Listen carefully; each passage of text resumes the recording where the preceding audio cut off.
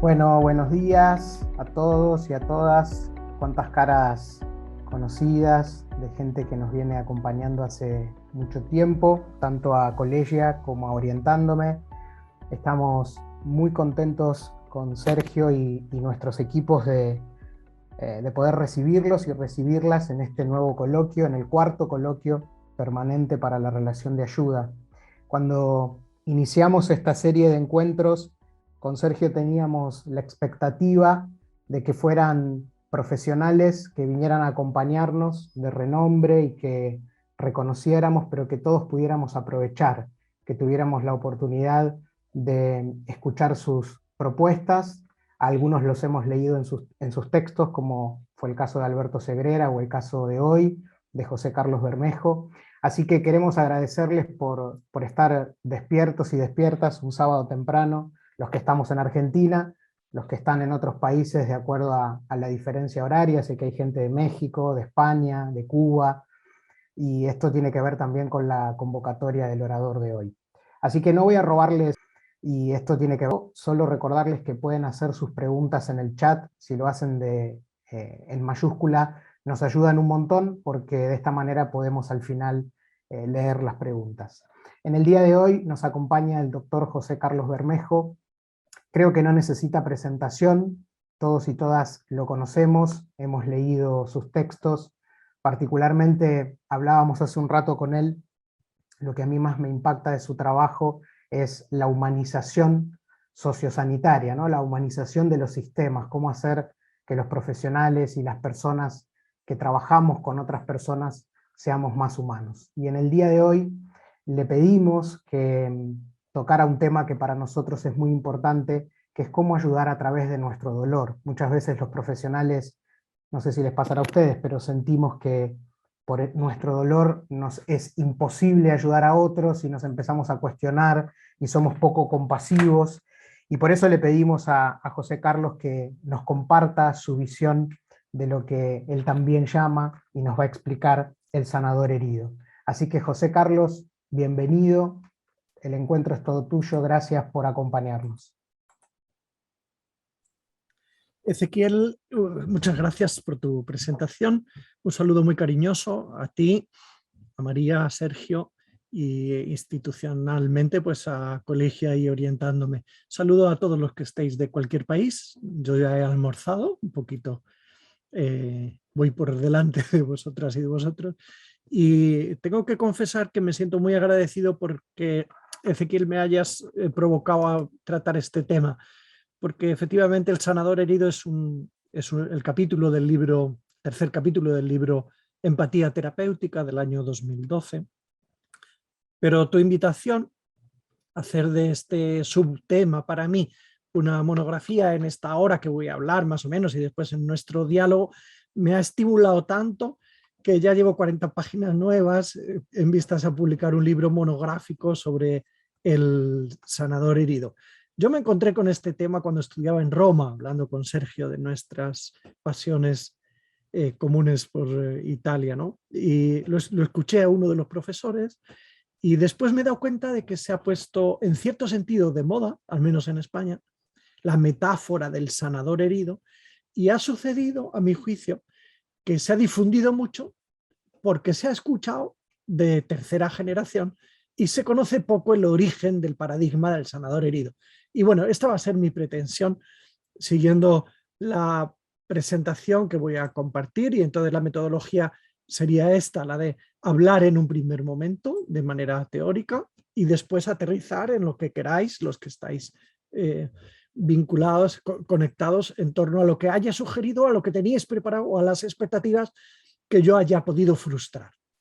Voy a utilizar unos minutos, desde hace un año que esto es frecuente, hablar online, y lo estoy haciendo también para conectar realmente, ¿no? Yo me encuentro en este edificio en este momento, en la parte de la derecha, en una esquina del primer piso, y voy a utilizar 4 minutos para decir desde dónde hablo, no solo desde el currículum mío que se encuentra en internet, sino de aquí dentro. Soy el director general de este centro San Camilo, que es un centro para mayores y un centro para formación en counseling y para atender. Y entonces vamos a hacer una visita de 2 minutos A través de estas fotos, esta es la entrada, es un centro privado de los religiosos Camilos, concertado con la administración pública, de tal manera que los usuarios aquí están gratuitamente. Esto es una sala para las familias de los enfermos terminales. Aquí fallecen más de 500 personas al año, ayer mismo, esta mañana, permanentemente, y otros viven aquí 4 años, la media de la edad es 74 años, algunos tienen patologías oncológicas, el 80%, y al final de la vida atendemos a ellos y a sus familias, y otros pues viven el deterioro propio del envejecimiento. Esta es una sesión del equipo multidisciplinar de la unidad de cuidados paliativos, donde hacen también grupos Valin para ayudarse a sí mismos a prevenir las heridas que pueda generar el acompañamiento a las personas y a sus familias, ¿no? Lugar para las familias, para conectarse, es un lugar, digamos, que tiene muy trabajada la humanización de los espacios. Al entrar en esta unidad, pues aquí hay relojes que evocan el tiempo como oportunidad, el tiempo cairológico, no tanto el cronológico, lugar para las familias, una terraza, aunque hay oxígeno ahí para que los pacientes también puedan conectarse si tienen oxigenoterapia sin tener que estar en el cuarto encerrados, mucha luz, a veces uno se encuentra aquí un paciente en su última semana de vida tumbado o jugando a las cartas o leyendo la prensa o con sus familiares o con sus nietos. Este es uno de los pasillos caminando que evoca el arte de la pintura. Este es otro, el lugar del control de enfermería. Esto evoca el arte de la literatura. Es el pasillo donde están los cuartos a los lados y dentro los pacientes y sus familiares. Este trozo de pasillo evoca la música. Las iluminación nocturnas son pequeños instrumentos musicales que están en estas hornacinas de la pared. En el pasillo ya veis que hay un olivo, detrás hay un piano que toca por las mañanas un voluntario, unos minutos, que hace mucho bien, estar al final de la vida o perdiendo al propio marido o al propio padre y escuchar unas notas musicales. Este es un pasillo, un trozo del jardín con las terrazas que ahí veis, pueden sacar las camas a las terrazas, un lugar, digamos, muy pensado para humanizar los espacios. Las familias, si quieren, pueden hacer fuego, pueden cocinar en este lugar tan particular, que es una sala llamada Betania, techo de madera, o donde si uno llega hasta el final, pues a este último trozo de bodega, cargado de simbolismos, se escucha que corre el agua, pero se invita al vino. Esta es una gran sala, fue la zona cero en tiempos primeros de la pandemia, que se convirtió en sala de cuidados intensivos, ¿no? Normalmente es un salón de actos o una sala de fiestas, ahora es el lugar donde las familias hacen sus visitas, porque sin las sillas, pues cada uno en un rincón están lejos y mantenemos las distancias. Una sesión cualquiera de rehabilitación, el lugar de la cafetería que nos hace tener contacto también con la comunidad, lugar del culto que favorece las relaciones intergeneracionales y la inserción con la comunidad, además del cultivo de la dimensión espiritual y religiosa, espacios de ajardinamiento que evocan así un lugar rústico, mucha sombra, mucho lugar para las familias, para que aunque estén las personas muy enfermas, pues puedan cultivar las relaciones en la medida que ellos quieran y los placeres de estar juntos y de comer o de conversar, lugares de sombra. Este es ya el tanatorio, recientemente reformado, que no lo parece, sino que está pues caprichosamente colocado el techo, el suelo y las paredes. Otro tanatorio, porque se quedan aquí algunos. Esta es una sala para escuchar música, las familias y los pacientes. Este es un lugar para hacer counseling. Aquí las personas llaman, piden cita y hacemos counseling. En nuestro caso lo hacemos gratuito, un grupo de 100 voluntarios que han hecho su máster en intervención en duelo con nosotros, títulos propios de la Universidad Ramon Llull de Barcelona, aunque estemos en Madrid, en Tres Cantos, una población a 20 kilómetros de Madrid de 50.000 habitantes. Hacemos counseling individual o counseling grupal, grupos de mutua ayuda para personas que han perdido, por ejemplo, todos a un hijo o todos a una pareja, y con terapeuta y cerrados, ¿no? O sea, con mediador y cerrados, empiezan todos y terminan todos a la vez, grupo de 10 o 12 personas, pues hacemos una sesión cada 15 minutos, cada 15 días. Y esta es una unidad móvil de intervención, de counseling, unidad móvil del Centro de Escucha San Camilo, que sale desde aquí al mundo rural o al mundo de los colegios o después de que ha habido crisis y catástrofes o suicidios u otras circunstancias. Bueno, algunos me parece, por lo que dice Ezequiel, que conocéis alguno de estos libros u otros, ¿no? Introducción al counseling o entre el counseling y el coaching, el arte de sanar a las personas. Counseling humanista es más reciente. Y quién sabe si alguien manejó este de apuntes de relación de ayuda, que tuvo muchas ediciones, o inteligencia emocional, o counseling y cuidados paliativos, o en el tema de la humanización, como decía Ezequiel, humanizar la asistencia sanitaria. Más recientemente publiqué este de la izquierda, humanizar, humanismo en la asistencia sanitaria. Durante el tiempo de pandemia escribí La esperanza en tiempo de coronavirus y también escribí Duelo digital. Y también recientemente, pues La muerte apropiada, No quiero sufrir, sobre la eutanasia, espiritualidad para ahora, abriendo camino, diálogos sobre la muerte y el morir.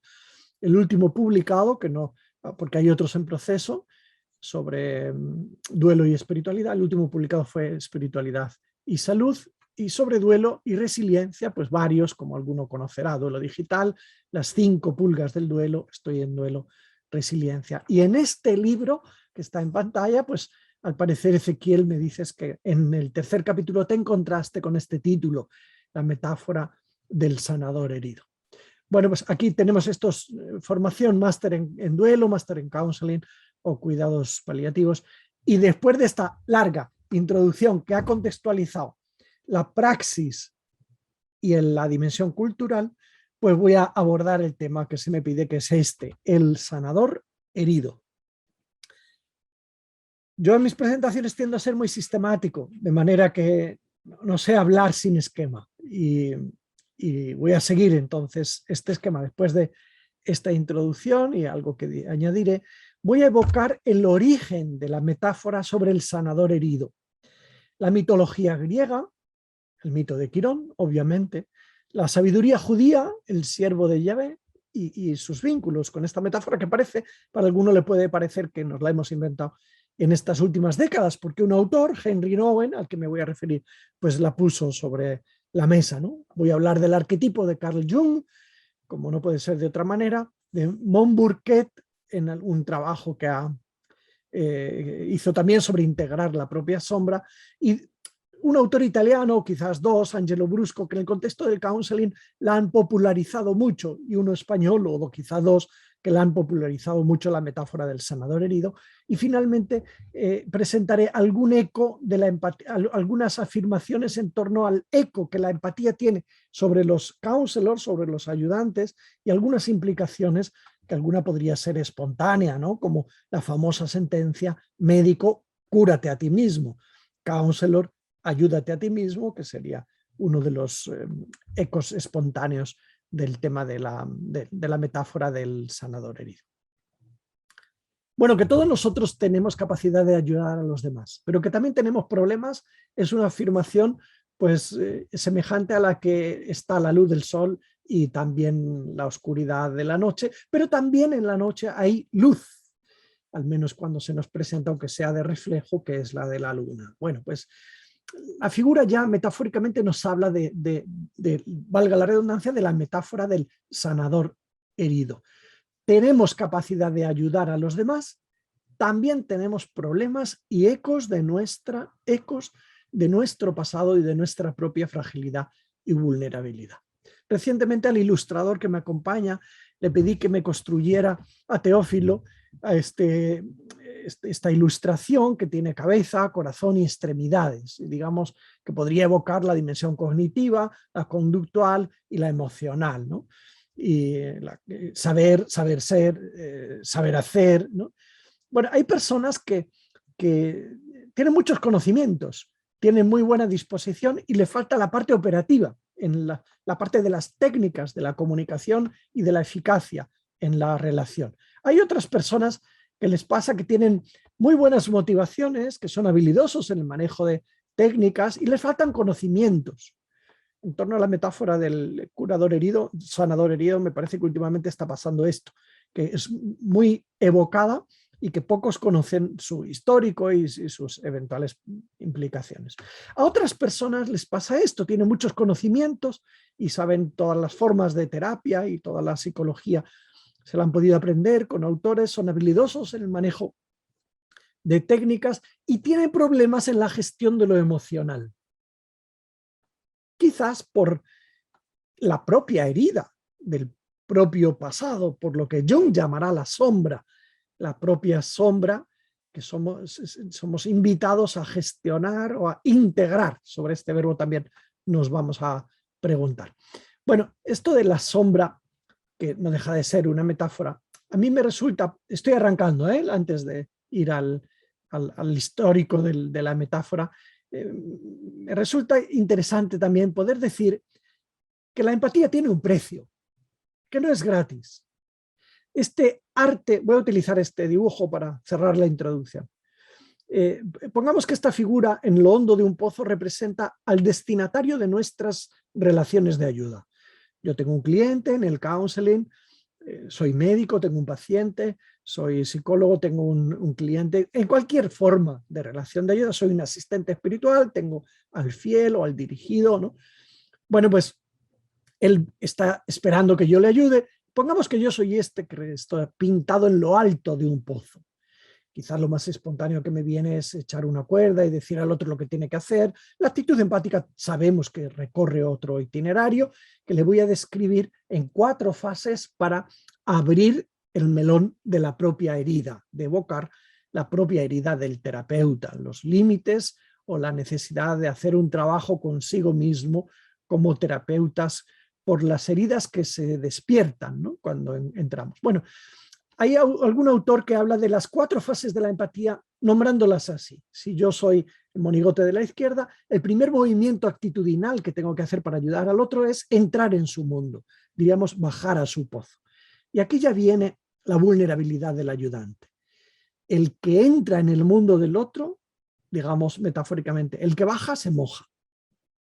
No es posible entrar en el sufrimiento ajeno y quedar indiferente.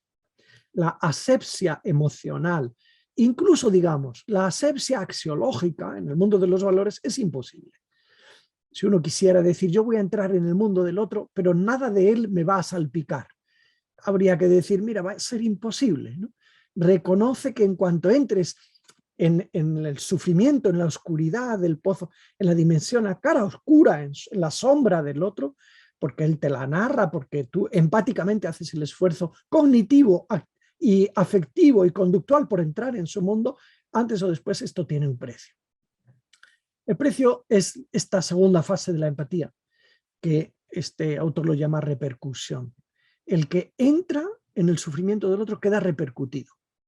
La fatiga por compasión, el precio de la empatía serían palabras técnicas, ¿no? Si yo escucho al que está triste, la tristeza del otro resuena en mí en ese momento, y si el otro está enojado, la rabia también me salpica.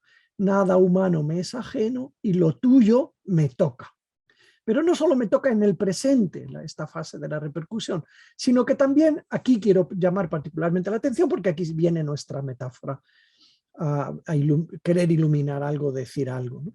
Y es que mientras yo entro en tu pozo, metafóricamente simbolizando tu sufrimiento, tu malestar, tu crisis, ¿no?, mientras nos relacionamos en el counseling, en la relación de ayuda, también se despiertan mis propios pozos. Si miráis con atención esta imagen, lo señalo con el cursor, al ayudante le hemos pintado como embarazado de otro pozo, ¿verdad? Escucho tu historia con tu familia y me viene inevitablemente al recuerdo mis problemas con mi hermano y con mi padre. Te escucho tus problemas con las herencias y me vienen los problemas que yo tengo o he tenido. Este eco de la empatía, este despertarse de la propia fragilidad, de la propia sombra y de mi histórico, escucho que tu marido te maltrata y me viene a la historia, quién sabe si mi historia de maltratador pudiera serlo, o mi histórico de maltratado, abusado, pudiera serlo, porque efectivamente ser counselor, ser ayudante, ser médico, no vacuna de tener un histórico de fragilidad, de vulnerabilidad, incluso de enfermo, ¿no?, o de agresor. También sería posible, lo cual podría representar un límite ético, algunas de estas variables, a la relación de ayuda.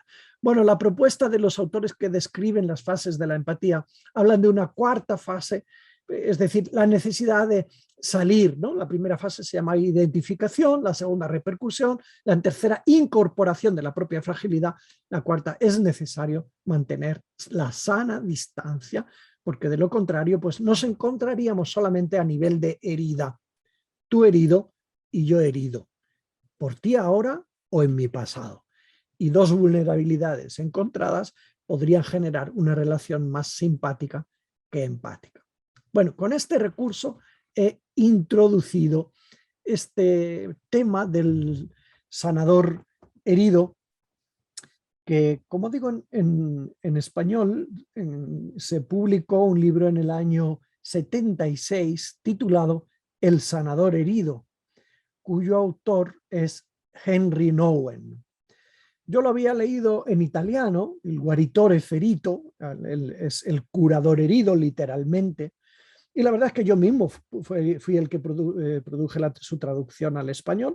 Recuerdo que la primera casa editorial me dijo que no era de interés, y después, en cuanto salió, pues tuvo muchas ediciones. Y la afirmación es esta, ¿no? La afirmación de Henry Nouwen, y ahora nos remontamos al pasado, es que en cada uno de nosotros que quiera ayudar al prójimo también existe la propia fragilidad. No soy un Dios todavía, ni aunque me lo crea, porque sea muy narcisista o tenga el síndrome de la omnipotencia. No solo no soy un Dios y me siento limitado, sino que además tengo también mis propias fragilidades. Y hasta puede suceder que algunos de mis problemas o fragilidades sean mayores o idénticos, o los experimente con un sufrimiento mayor o los haya experimentado que tú mismo. Y aquí surgirán, como digo, cuestiones éticas para preguntarse incluso si hay un mínimo tolerable de herida o un mínimo de madurez necesaria para que uno pueda ser terapeuta con otras personas, ¿no?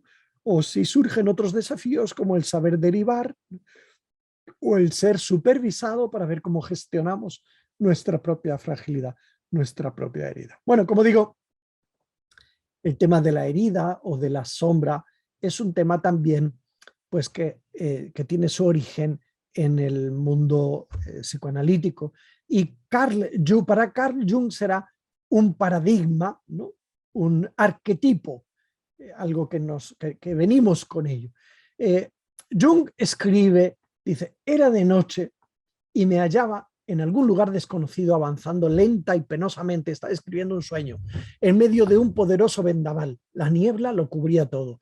Yo sostenía y protegía con las manos una débil lucecilla que amenazaba con apagarse en cualquier momento. Todo parecía depender de que consiguiera mantener viva esa luz. De repente tuve la sensación de que algo me seguía. Entonces me giré y descubrí una enorme figura negra que avanzaba tras de mí. A pesar del terror que experimenté, no dejé de ser consciente en todo momento de que debía proteger la luz a través de la noche y la tormenta. Cuando desperté me di cuenta de inmediato de que la figura que había visto en sueños era mi sombra. La sombra de mi propio cuerpo iluminado por la luz recortándose en la niebla.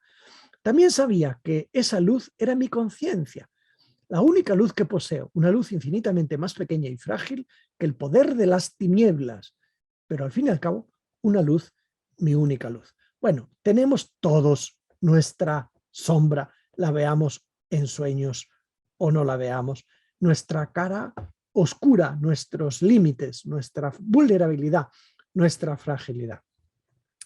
Esto de que el terapeuta esté herido, pueda estar herido y pueda incluso no poder cuidarse, curarse a sí mismo, es tan viejo como la mitología griega y también latina. Seguro que conocéis más de una, el mito de Quirón, de donde viene la palabra quirófano. Aunque la palabra quirófano se utiliza tan espontáneamente asociado al bloque quirúrgico que no evocamos el origen de la palabra, de la mitología griega. Bueno, cuenta la mitología que Filira fue acosada pasionalmente por Cronos, brevemente, la razón por la que le pide a Zeus se transformara en yegua para burlar así al dios. pero advertido por Cronos del engaño, se transforma en caballo y logra así su cometido. De esta unión forzada nace un ser singular, Quirón, con figura de centauro, es decir, cabeza, torso y brazos de hombre y cuerpo y patas de caballo. La madre, al ver al monstruoso ser fruto de su vientre, reniega de su hijo y Quirón crece en una cueva al amparo de los dioses Apolo y Atenea. De la mano de estos padres adoptivos, Quirón, contrariamente a sus pares centauros violentos y destructivos, se convierte, Quirón, en un ejemplo de sabiduría y prudencia. Conoce la escritura, la poesía y la música, pero ante todo era conocido como médico, Quirón, y cirujano, sanador y rescatador de la muerte, al cual consultaban héroes y dioses. La mitología es bien interesante. Toda su ciencia se produjo tras un accidente fortuito que le provocó una herida incurable a Quirón. Un día, accidentalmente, Hércules hiere al centauro con la punta de su lanza envenenada en una de sus patas traseras y, siendo su condición inmortal, queda condenado a un sufrimiento perpetuo que no podía recibir alivio ni curación. Buscando remedio a su mal, comienza a descubrir, Quirón, el arte de curar. Y aquí está lo específico, ¿no?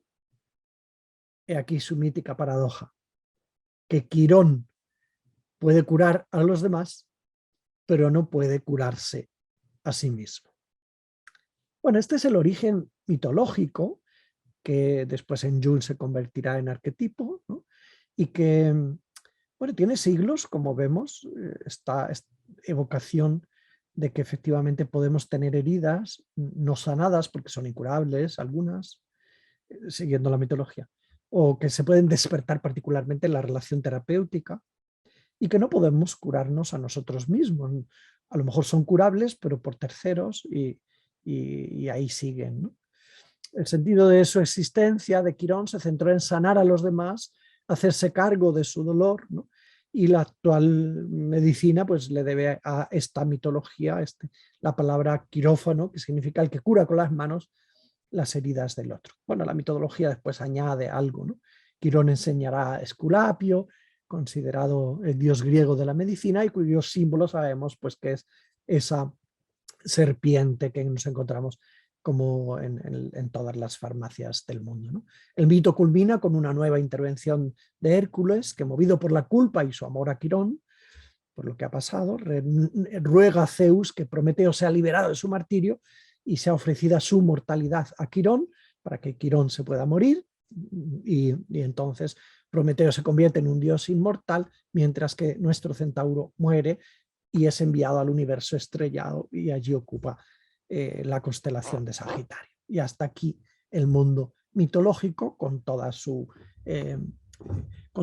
poder evocador para las relaciones terapéuticas. También el chamán tiene algo de particular en este origen de la metáfora, ¿no? El chamán tiene un itinerario formativo,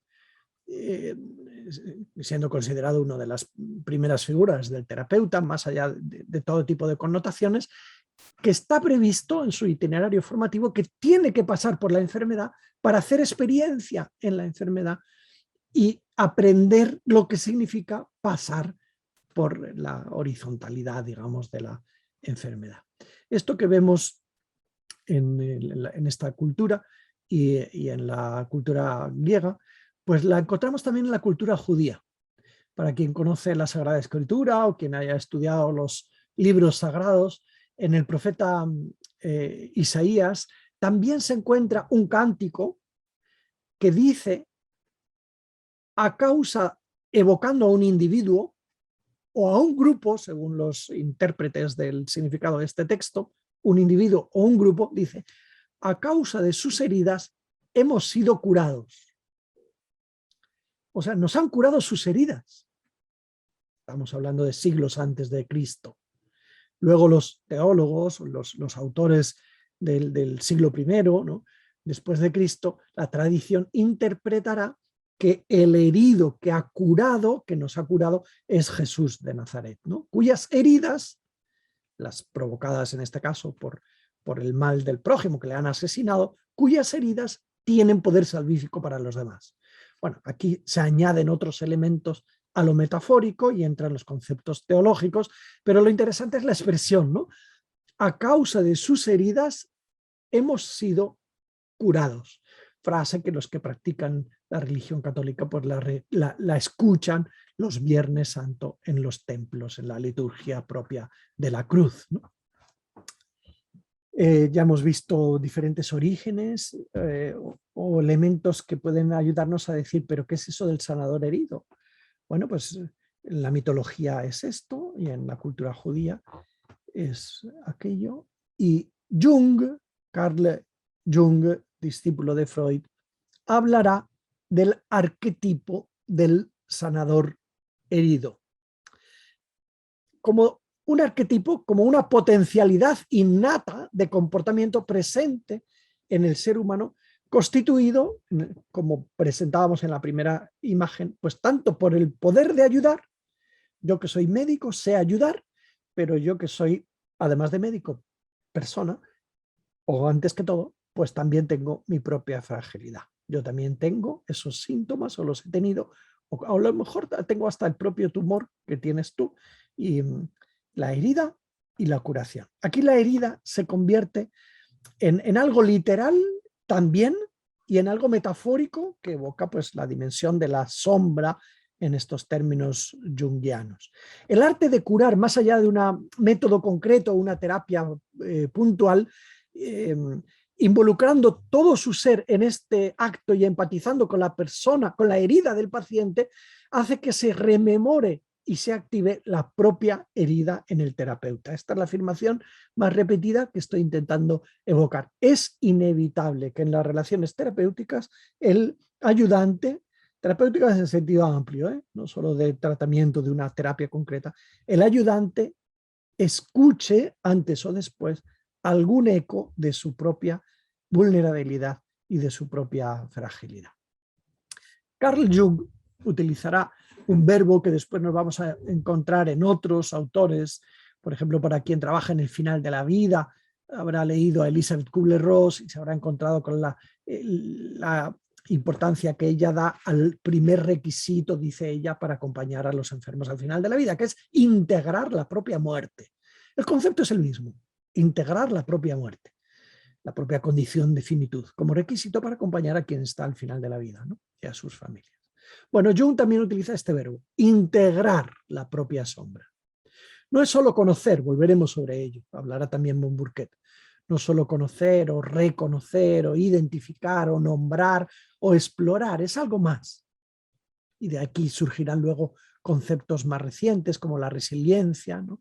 Que será, pues eso, a lo mejor un paso más en lo que pudiera haber querido decir Carl Jung con este verbo, integrar la propia sombra, que está hecha para Jung de ese conjunto, de ese tesoro que lo conforman elementos infantiles, apegos, sanos o no sanos, ¿no? Síntomas neuróticos, talentos no desarrollados que están en la sombra, pero que tienen poder. Talentos no desarrollados, que están en la sombra, que a lo mejor no están siendo puestos en la luz y por lo tanto utilizados, pero que tienen poder. O heridas sufridas, traumas, fracasos. Y esta mujer me está hablando de que se va a separar y inevitablemente me viene mi propio histórico de separación. O que ha fracasado en su ser madre, inevitablemente me viene mi fracaso de mi ser madre, porque también tengo los hijos adolescentes, y así tantos ecos que efectivamente pueden tener el encuentro con la vulnerabilidad del otro. Otros ecos, además de este mitológico y judío y el chamanismo y Carl Jung, como en el mundo de los arquetipos, son también de dudosa licitud ética, pero efectivamente este libro monográfico titulado así Il guaritore ferito, cuya portada la tenemos delante, ¿no? Mirad el título, dice terapeutas que tienen relaciones sexuales con los propios pacientes. Bueno, es un mundo, también este ha sido un mundo durante un tiempo que ha merecido ser explorado desde el punto de vista también psicológico, la propia herida que puede producirse en la relación terapéutica en este difícil tema de las relaciones sexuales. Para mí ha sido Henry Nouwen el que en cierto sentido ha popularizado la metáfora. Yo creo que no era tan, salvo entre expertos, o al menos ha sucedido así en España. Conozco menos vuestros países, a pesar de que a muchos de los países de América Latina pues tenía hábito de ir anualmente y antes de la pandemia, quién sabe lo que nos espera ahora, ¿no? Henry Nouwen escribe este libro titulado El sanador herido, en español, como os decía, publicado en el año 96 en la editorial PPC. Y cosa que no todos saben, Henry Nouwen es un sacerdote que se pregunta, con conocimientos de psicología, que se pregunta cómo ser líder hoy. Y él no se plantea cómo hacer un buen counseling, una buena relación de ayuda. Él, desde su identidad de querer ser un buen pastor, cómo ser compasivo y testigo de un Dios compasivo en un mundo sin padre, en un mundo de hoy, de una sociedad gaseosa, diría el sociólogo. Y él, líder, pastor, que vive también, se siente alienado, que se siente solo, que mastica mucho la soledad y el aislamiento, se pregunta cómo sacarle partido a su propia fragilidad en sus relaciones, en este caso de acompañamiento espiritual.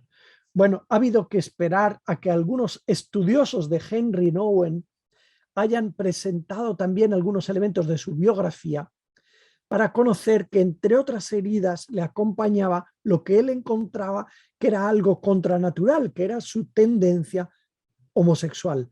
Cosa que en los libros, en su trabajo, no lo presenta en primera línea porque parece quizás que tampoco es importante para él. En todo caso, sentía una lucha interior que él también en este sentido llama herida y que le hace reflexionar con una hondura y belleza espiritual impresionante sobre cómo manejar la propia vulnerabilidad en las relaciones de ayuda. Montbourquet escribe también, en el trabajo que escribe sobre la terapia del límite, utiliza este verbo, reconciliarse con la propia sombra. Aquí ya no es la herida, sino la sombra, ¿no? En la cual no solo están los elementos negativos de los traumas, las dificultades, los daños recibidos o hechos en nuestro pasado, a pesar de que tengamos ahora cualquiera de los roles de relación de ayuda, ¿no? Sino que él habla de la sombra, integrar la propia sombra, utilizar todo lo que está en la oscuridad de nuestra conciencia. Utilizarlo, habrá que hacer un trabajo para desvelarlo, para identificarlo y para sacarle provecho. Esta es la clave del sanador herido, ¿no? Cómo sacar provecho o el desafío de sacar provecho a lo que está en nuestra propia sombra, sean recursos o sean aspectos negativos. Usar la propia historia de sufrimiento como elemento terapéutico. Hay que tener en cuenta, estamos haciendo un recorrido así entre autores y histórico, ¿no? Hay que tener en cuenta que herida también la tenemos porque se produce en la propia relación terapéutica, ¿no?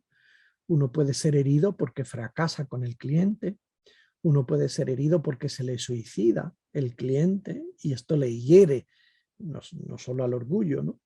Uno puede ser herido porque se descubre a sí mismo con tendencias, por ejemplo, de abuso económico al cliente y esto, pues, cuando el ayudante necesita del cliente, esto es claramente, pues, además de cuestiones éticas, pues está esta dimensión de la cara oscura del terapeuta, que lejos de ser un perfecto sin límites, es un ser humano con sombra y con herida. No sé si conocéis la anécdota, más que leer, la voy a contar. Esta es de tu tierra, Sergio, de Italia y de Francisco de Asís, de la aldea de Gubbio. Para algunos les resultará muy conocida porque para algunos puede resultar incluso famosa, ¿no? Y para otros desconocida. Yo he tardado muchos años en conocerla, ¿no? Gubbio parecía ser una aldea limpia, y las calles atractivas, hasta que apareció un lobo que empezó a maltratar a los animales de los habitantes de la ciudad de Gubbio, los cuales estaban obviamente enfadados con el lobo, porque cuando no perdían una gallina, perdían un cordero. Y entonces pensaron llamar a Francisco, que tenía fama de llevarse bien con la naturaleza, digamos, incluidos las especies que en algunos seres humanos nos pueden resultar incómodas porque nos hacen daño, en este caso daño directo como hacía el lobo. Llamaron a Francisco: ¿qué hacemos con este lobo que nos está comiendo las gallinas y Francisco le respondió: dadle de comer. Aparentemente es una respuesta ridícula o sin mucho contenido, sin contenido denso, pero en el fondo aquí está la cuestión: ¿qué hago yo con mi propia fragilidad? Y es darle de comer, en el términos franciscanos, sería reconoce y considera como tu aliado este enemigo nocturno, ¿no?, oscuro, que tú querrías eliminar, porque eliminándolo crees que ya tendrías de nuevo la aldea limpia. Dale derecho de ciudadanía a este enemigo interno llamado lobo, dale de comer. No significará hazle más grande no, cuida también al lobo. Y la anécdota pues contempla obviamente que dando de comer al lobo, el lobo deja de hacer daño a los aldeanos de Gubbio. Bueno, este es interesante porque puede ser sugerente en cuanto a qué hacemos, ¿no?, y en cuanto a la estrategia, cómo disponernos ante nuestra fragilidad. Uno quisiera decir, pues yo quisiera eliminarla, ¿no? Me gustaría no tener la compulsión, o que no me perteneciera el ser víctima o el haber hecho daño. Quisiera eliminar mi zona oscura, mi sombra, que nunca se me hubiera escapado la mano para pegar a mi hijo o a mi pareja, ¿no? Bueno, eliminar la sombra es imposible. Arrancamos antes diciendo, citando ese sueño de Jung, ¿no?, que en todo caso la sombra está detrás, o según si me giro estará delante. En todo caso la sombra nos pertenece. Angelo Brusco es un psicólogo, filósofo, compañero mío, profesor. Bueno, tengo que reconocer que fui también su secretario particular durante años, ahora ya tiene muchos años, pero cuando yo estudiaba en Roma, en sus roles de gobierno, pues también fui su secretario. Este hombre estudió particularmente esta metáfora, ha escrito en un diccionario que voy a presentar su portada, la voz, el sanador herido, ¿no? Y él propone lo que voy a presentar a continuación para decir qué hacemos con nuestra fragilidad, ¿no?, en las relaciones de ayuda. Y él dice, ahora lo simbolizo con figuras, nos podemos relacionar de sanadores a heridos, yo soy el sanador, el cliente es el herido, o nos podemos relacionar de heridos a heridos y encontrarnos en la sombra, en la fragilidad, y esa relación sería simpática y no empática, o nos podemos relacionar de sanadores a sanadores, de sanadores heridos a sanadores heridos, o heridos sanadores. Aunque parezca un juego de palabras, simbolizándolo ahora con esta figura, va a resultar muy claro. Y esta es la propuesta de este autor, Angelo Brusco, ¿no? La tesis, volvemos a insistir, es la misma. En cada persona existe tanto la herida como el poder curativo. Sea el cliente, sea el médico, sea el asistente espiritual, sea el presbítero, sea el psicólogo, sea el psiquiatra, en todos nosotros existe nuestro poder de ayudar y nuestra propia fragilidad o sombra. Una posibilidad en las relaciones terapéuticas es si una de estas figuras, pongamos la de la izquierda, representa al ayudante y a la de la derecha al ayudado. El ayudado se presenta con su herida, nos cuenta su problema. Uno de los riesgos es, y yo también. intentar encontrarnos en la fragilidad. Y algunos terapeutas, algunos counselors pueden caer en esta tentación justificándola incluso bajo el valor de la autorrevelación, ¿no? La autorrevelación es una técnica, tiene su indicación, así lo reconocerá pues Robert Karkoff, por ejemplo, Gerard Egan, discípulos de Rogers, o está en algunos de los libros que he escrito, en algunas páginas, pues un poco de dedicación a la oportunidad de la autorrevelación en las relaciones de ayuda. Cuando el riesgo es encontrarse solo en la herida, pues nos ganaremos al cliente porque le estaremos contando que yo también, ¿no? Que yo también tengo una familia, una hija, un hijo en estas circunstancias, o que yo también he caído en el límite que ha caído él, o soy adicto o lo he sido, ¿no?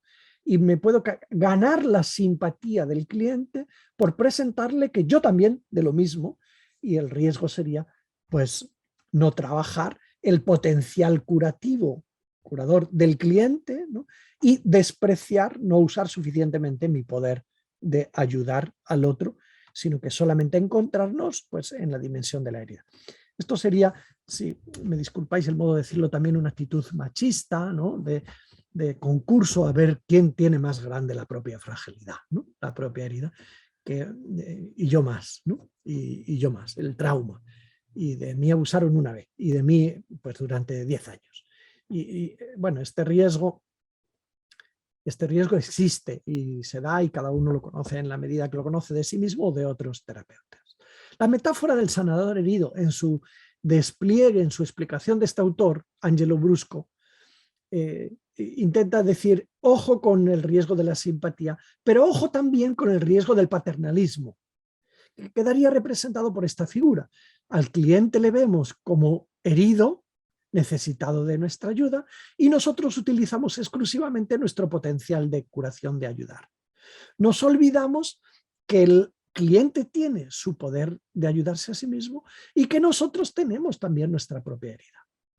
Encontrarnos como, digamos, como técnicos de la ayuda, yo te ayudo y tú estás necesitado, yo soy el ayudante y tú el ayudado, y esto bien claro, y no nos mezclaremos nada en la fragilidad mía y en tu poder terapéutico de ayudarte a ti mismo, esto termina siendo una relación paternalista, autoritaria, directiva, que encaja poco con el concepto de empatía, ¿no? Y con el modelo de counseling, aunque sobre el no directivismo habría mucho que hablar, ¿no?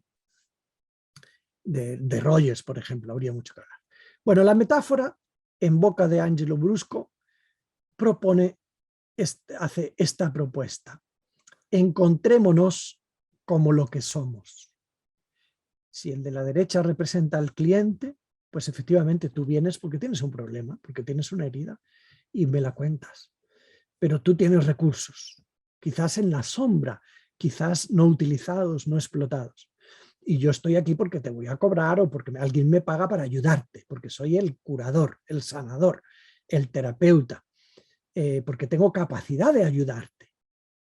Pero también tengo mi herida. Y voy a ver si consigo, esta es la propuesta, que mi capacidad de ayudarte sirva sobre todo para despertar y hacer funcional tu capacidad de ayudarte a ti mismo.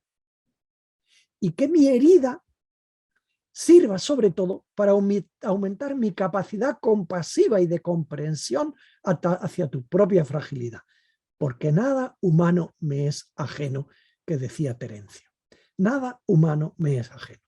Por lo tanto, no voy a utilizar mi herida para concursar a ver quién ha sido más dañado en el propio histórico, o para encontrarnos en la simpatía, ¿no? De que estamos hechos todos igual, sino que la voy a utilizar sabiamente. No sé si la voy a revelar y en qué medida, sobre esto habría que discutir, para hacerme genuinamente humano, porque efectivamente las dinámicas de agresividad, las dinámicas de victimismo, la tristeza, el vacío existencial, la enfermedad, el miedo, la angustia, todo esto también a mí me pertenece. Esta es la propuesta que hace conocedor Angelo Brusco efectivamente de la mitología. Él sí que conoce la mitología griega y la sabiduría judía de los libros sagrados y de la psicología de Carl Jung, él sí que la conoce, simboliza el mismo, recuerdo cuando lo pintaba en la pizarra, ¿no? La propuesta del paradigma del sanador herido lo simboliza de esta manera que creo que es muy elocuente. En España ha sucedido que algún lector de Henry Nouwen, no conocedor de esta propuesta ni de la historia, ha empezado a hablar del paradigma del sanador herido sin conocimiento histórico y han empezado a hablar del modelo del sanador herido, el modelo del sanador herido, sin que luego, sobre todo en la literatura reciente de espiritualidad en cuidados paliativos, ¿no? La Sociedad Española de Cuidados Paliativos, si navegáis, pues encontraréis literatura y a estos autores que voy a citar a continuación que hablan de el modelo del sanador herido. Luego no se sabe muy bien, francamente, lo que quieran decir o si conocen, pero bueno, es lo que has contribuido a socializarlo en este medio hasta donde se es conocido. Recuerdo este caso de nuestro centro de escucha. Era una mujer de 45 años que venía con su hija de 12 años. Su marido era alcohólico y permanecía con su hija, el marido, durante las ausencias de ella, porque ella era piloto de aviación. Entonces el marido, papá, alcohólico, y se queda con la hija habitualmente, cuando ella se va por trabajo a pilotar, a trabajar, ¿no? Bajo los efectos del alcohol, el padre maltrataba a la hija, pero nunca fue denunciado por la madre, porque en el fondo la madre, pues si denunciaba al padre, también se quedaba sola con la hija y ella pues quería seguir llevando su vida laboral, ¿no? De ausencia del domicilio familiar. Era un cuidado recíproco, el padre cuidaba de la hija y la hija cuidaba del padre, en realidad esto sucedía.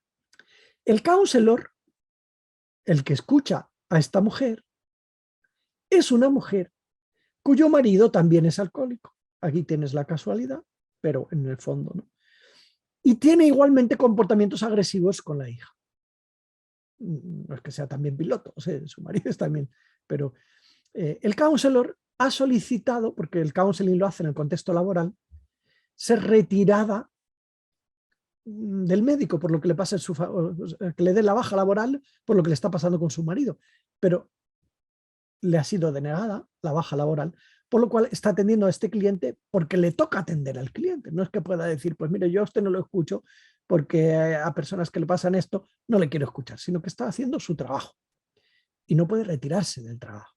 Quiere decir que inevitablemente está atendiendo a alguien que se encuentran en la literalidad de la herida, ¿no?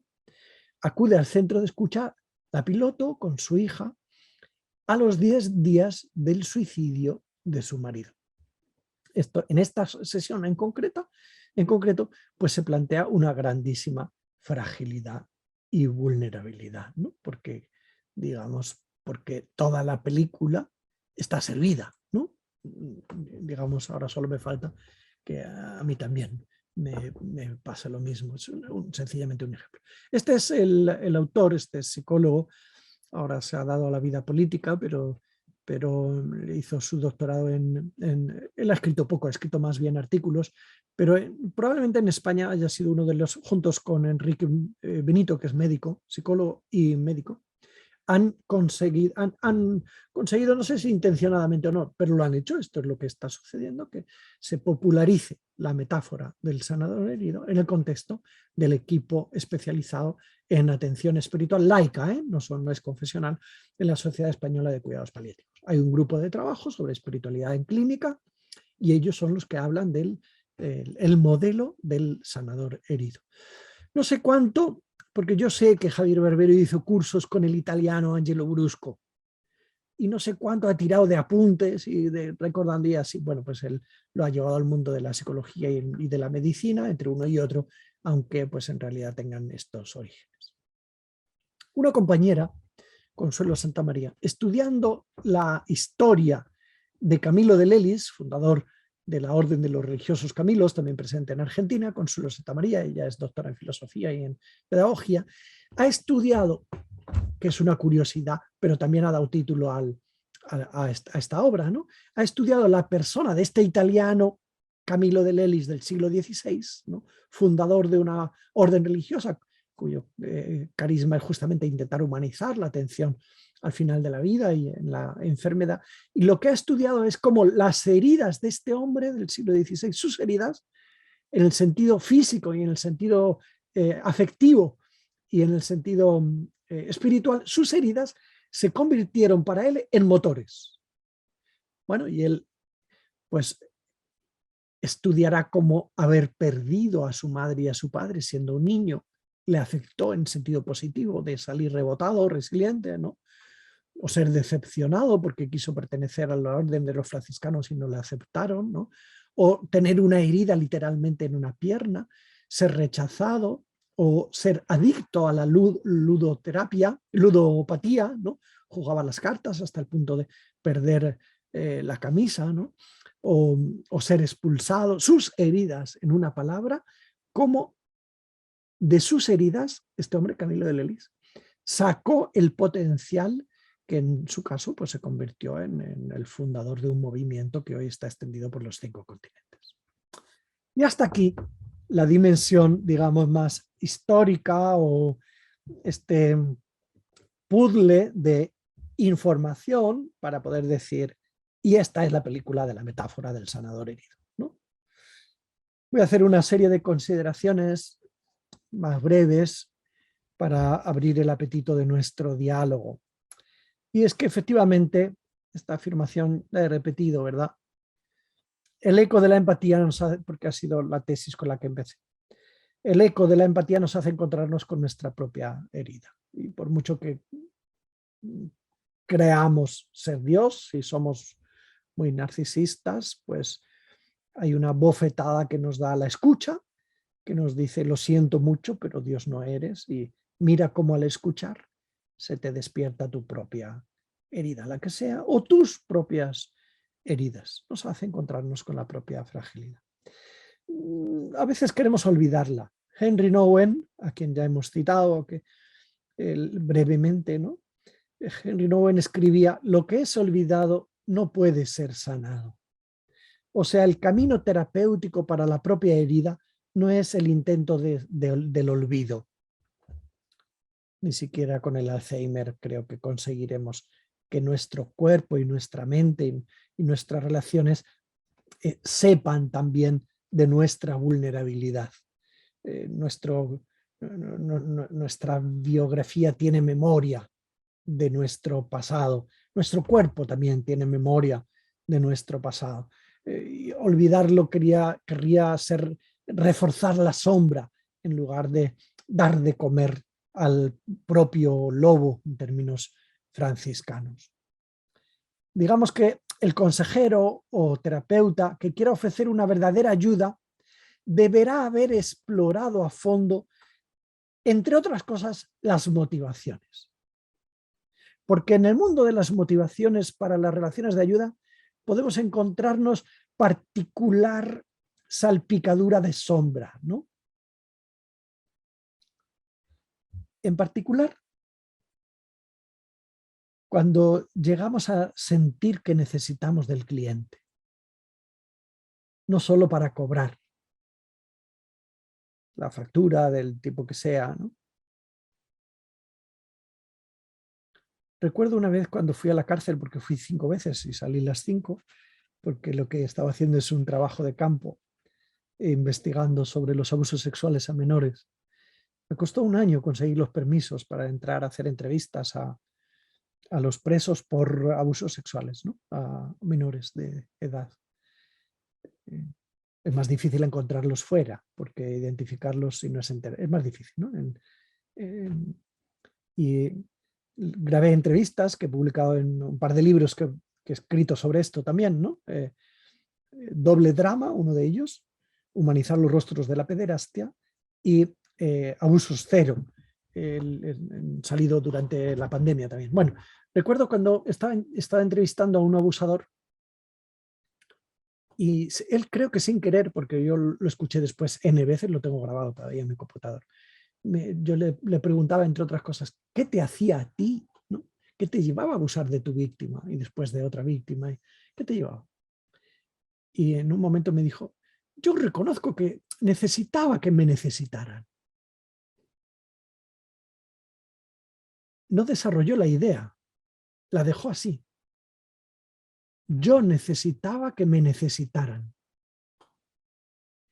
Y conseguía, abusando de ellos, que me necesitaran para guardar el secreto, que solo yo, el abusador, conocía. Es perverso, es muy perverso. Es muy perverso. Pero atención a lo que voy. Mientras conversábamos, porque la grabación así lo contiene, ¿no? Un poquito después, me dijo, mira, por allí va, por el jardín, por el patio, por allí va el sacerdote, el capellán de la cárcel. Es muy bueno, es un santo. A veces parece un poco tonto, me decía el preso, ¿no? Porque le pides 50 euros y te lo da. Y sabe que es para droga, porque aquí traficamos con droga, aunque estemos dentro. A lo mejor también él necesita que le necesitemos, necesita sentirse necesitado. Hice este comentario de alguien que supuestamente pues, era uno de sus terapeutas, como podía haberlo hecho del psicólogo o del trabajadora social que me acompañaba en las visitas, ¿no? Fijaos que algo tan perverso como que él lo descubre detrás de la dinámica de haber abusado de menores, lo identifica eventualmente presente en uno de sus terapeutas. Quizás él necesita que le necesitemos, sentirse necesitado. Bueno, es interesante, ¿no? Descubrir cuáles son o plantearse al menos cuáles son las motivaciones que nos llevan. Claro, esto es un melón que si se abre puede dar mucho de sí. Por ejemplo, nosotros hemos estudiado las motivaciones de tenemos 100 voluntarios, decía antes, ¿no? Como expertos en intervención en duelo en nuestro centro de escucha, en el primero que fundé en el año 97, porque ahora hay 30 centros de escucha repartidos por España especializados en intervención en duelo complicado. Y hemos estudiado cuál es la motivación y hemos descubierto que el 90% de los voluntarios se han sentido motivados por su propio duelo. ¿Será que está prohibido ayudar al prójimo motivados por motivaciones también que nacen de la propia herida? ¿O será que hay que poner requisitos para la selección, para la supervisión y para el acompañamiento?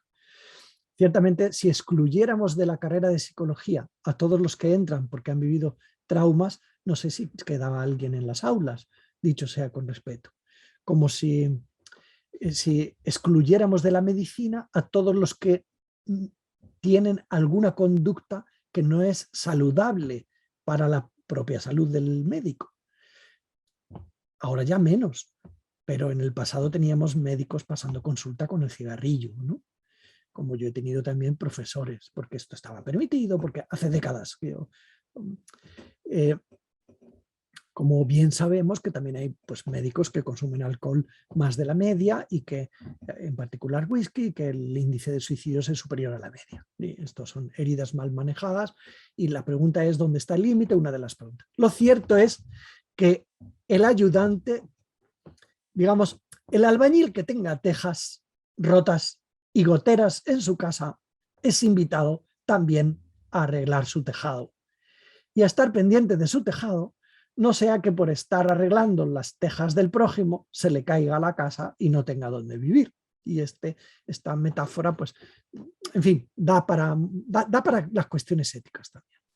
También el terapeuta, como ya he dicho anteriormente, también el terapeuta es herido, no solo era herido y tiene heridas del pasado, sino que es herido en la relación. Hay un precio que pagar. Cuando yo vivía en Roma, uno de los campos de mi intervención, porque hice mi tesis doctoral sobre esto, fue el mundo del SIDA. Eran los años 80, finales de los 80 y primeros de los 90. Para entonces, trabajar con enfermos de SIDA, como lo hice 2 días a la semana en varios hospitales, en una casa de acogida donde estaban los enfermos terminales de SIDA, que era una enfermedad incurable, no como hoy, que es una enfermedad que si se sigue el tratamiento pues es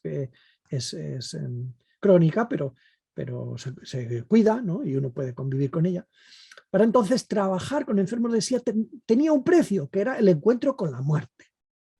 y con el fracaso. Y el otro puede conseguir que se anime un poco, y el mito de Sísifo, y sale de esta crisis de angustia y otra vez para abajo, y sale y otra vez para abajo. Y eran las enfermedades oportunistas que llegaban, ¿no? Y una enfermedad hasta que la piedra pues aplastaba al paciente, porque pues ya era una enfermedad oportunista letal, ¿no?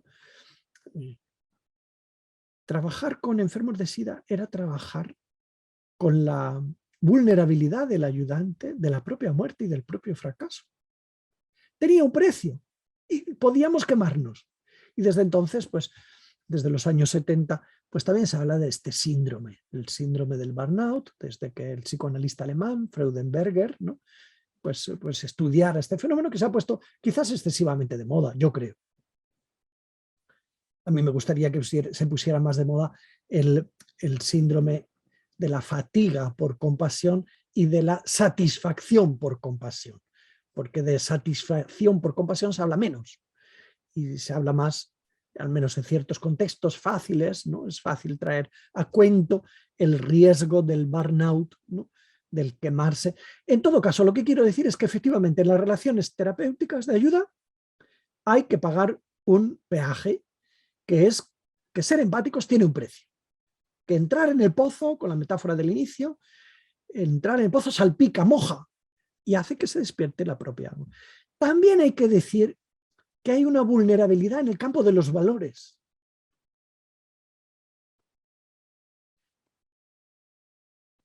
¿Qué significa esto? Si yo trabajo con prostitutas todo el día, puede suceder que encuentre cada vez menos denigrante este vínculo entre abusador y cliente y persona, ¿no? Si yo trabajo con ladrones, con asesinos, porque trabajo en la cárcel, puede que yo también, lo que significa el respeto por el otro, la dignidad del otro, la propiedad privada, etcétera, puede que tenga esto un eco en mi propio mundo, a base de que se forma un caldo permanente en el que diríamos, dice un autor, es difícil ser pepinillo y estar en un bote de pepinillos y no saber a pepinillo. Por ósmosis, por diferencia de concentración, también el terapeuta puede absorber algunos elementos de la psicología del cliente, de los clientes, de la ética de los clientes, que le pueden llevar pues, a una fragilidad también en el mundo de los valores. Y esto es lo que quiero decir. Con el terapeuta puede ser herido por la empatía también, no solo psicológicamente, afectivamente, sino también en el mundo de los propios valores. Bueno, que haya terapeutas que se enamoran de los clientes y terminan haciendo pareja, esto es otra historia. Que haya terapeutas que tienen relaciones sexuales con los clientes, pues hay que colocarlo en su sitio. Desde el momento, a mi juicio, en que haya un nuevo vínculo, pues ya no se es el terapeuta, sino que hay que redefinir el vínculo y que vaya bien o que vaya mal según lo que quieran construir entre ambos. Pero efectivamente no podremos llamar a esa relación pues relación terapéutica, sino redefinir el vínculo por la transferencia o la contratransferencia que haya surgido en el mismo, ¿no? Se podría decir que algunos terapeutas en algunos contextos también son sanados, se sienten sanados por la empatía. Como que puede aumentar en uno mismo la misericordia hacia uno mismo, manejando bien la conciencia de la fragilidad cuando se descubre en el otro. Porque el hospedador también es hospedado por el cliente, por el transeúnte. El que acoge la vulnerabilidad del otro, en el fondo también es acogido desde la fragilidad del cliente. El cliente también nos acepta cuando desempeñamos nuestros roles. Nos acepta limitados, impotentes, en lo que se nos nota de fragilidad, en nuestros juegos y cortinas de humo. Nos descubre nuestra propia fragilidad y a veces se encarga de descubrirnos y de preguntarnos o de echarnos en cara nuestra fragilidad. A usted esto no le preocupa porque usted sí que cobra, ¿no? Claro, como usted no tiene hijos, y nos echa a recaño, ¿no?, algunos elementos de nuestros límites, o en otros nos puede incluso pues, acusar, ¿no? Usted no tiene problemas como yo porque está bien calentito aquí en esta oficina, ¿no?, o bien fresquito. Bueno, también digamos, el terapeuta en esta baile de vulnerabilidad, de metáfora de sanador herido puede ser acogido por el cliente. Quiero hacer un par de afirmaciones más para terminar y irnos a nuestro mundo de diálogo. Y es que en realidad la sabiduría judía lo que tenía en ese texto, ¿no?, que hemos citado del siervo de Yahvé, tenía esta afirmación: la herida es fuente de sanación. Tiene poder la herida. De que esto tiene poder en el sentido positivo y en negativo. De que es verdad en el sentido positivo, nos dan cuenta las personas resilientes. Esas que han crecido con ocasión del trauma. Baste leer el libro de Tim Gennard, Más fuertes que el odio. Tim Gennard, Más fuertes que el odio. O El hombre en busca de sentido de Viktor Frankl, ¿no?, Más fuertes que el odio, o El hombre en busca de sentido. Baste leer la historia de estas personas tan heridas para darnos cuenta de cómo justamente de la herida ha nacido su potencial. Diría, pues ojalá hubiera nacido sin ser heridos, porque Tim Gennard pues, fue maltratado de joven, fue encerrado en una prisión de menores, fue apaleado por su padre, fue violado por unos hombres elegantes de París, y después se convierte en un hombre, padre de familia, 4 hijos, fundador de la Asociación Altruisme de ciclismo en Francia. ¿De dónde ha sacado este potencial creador, humanizador? ¿De dónde sacó Miguel Ángel la belleza de la piedad? Sino del recuerdo del rostro de su madre, que murió cuando él tenía tan solo 4 años. ¿De dónde sacó Beethoven la belleza del himno de la alegría, la 9ª sinfonía? Sino de su sordera, además de su expertía, ¿no?, de su poder de componer. Cuando compuso la 9ª sinfonía, Beethoven estaba sordo, ¿no?